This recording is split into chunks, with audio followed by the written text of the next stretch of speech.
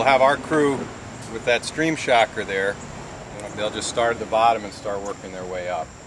And it will take about 3 hours to do this session just because we're very thorough and there's also just a lot of fish to go through.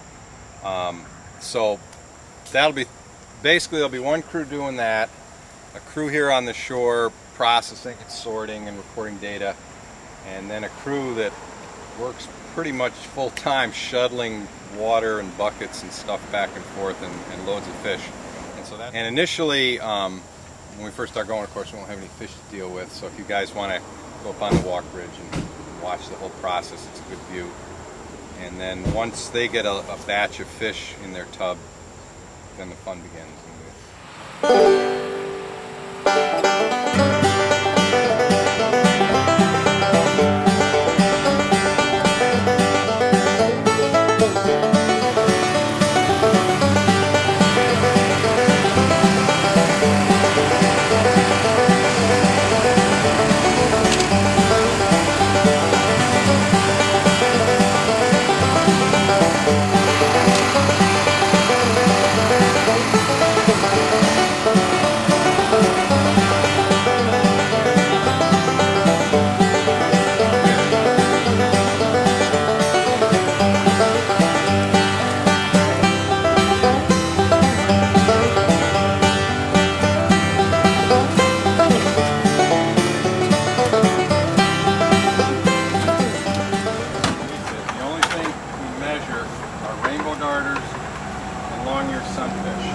The idea is try to keep as many of these alive as possible, so we try to work kind of quickly and handle these things as little as possible.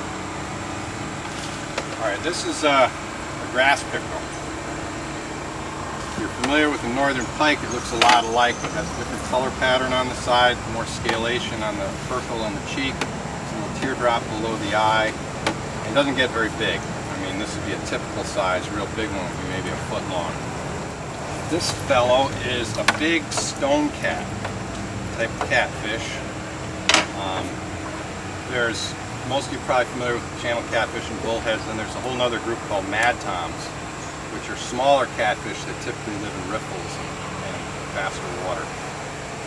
The stone cat is the biggest of the mad toms, and this is a decent sized one. They get a little bigger than that. The typical one would be like 5 inches long. So this is a big one. They're pretty common in here in the rocks. One thing with all the mad toms, I mean all the catfish have sharp spines, but the mad toms have venom in their spines. So you really want to handle them carefully.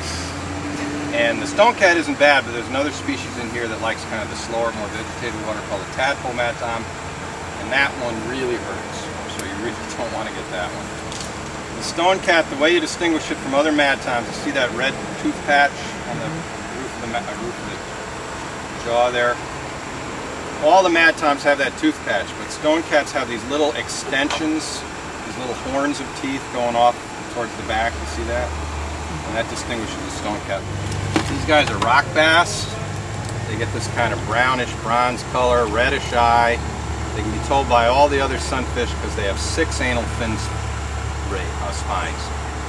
All the other sunfish, bluegills, the warmouth, the long-eared sunfish, all of which we'll see, green sunfish, they have only 3.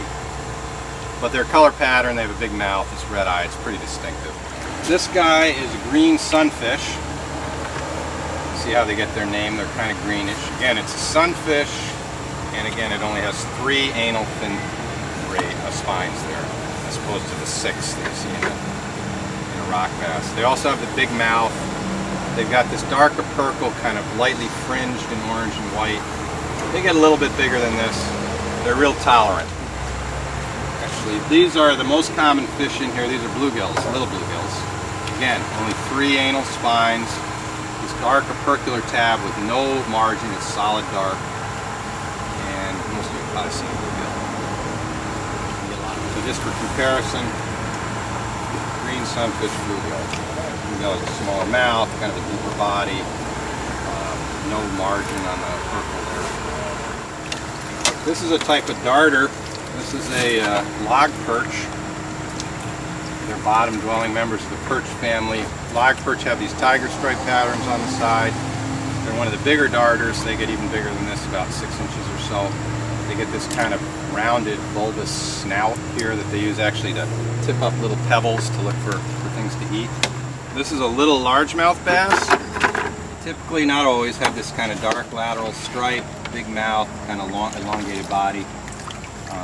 There's no smallmouth bass in here, just largemouth bass. These are rainbow darters. This is one of the ones we measured. This is a female. They're both very colorful. The male's spectacularly so. Again, a bottom-dwelling fish like the log perch. They don't get much bigger than this. Another one here, sunfish. They're a real pretty one. They have a reddish eye. It's not always obvious when they're small, but you can see that this opercular flap kind of gets elongated, and it's margined in red. And they get these sort of bluish things. They look a little like a green sunfish, except their mouth is a lot smaller, and green sunfish won't have this reddish eye. We'll start with the male, 60. A female at 52. And a female at 40.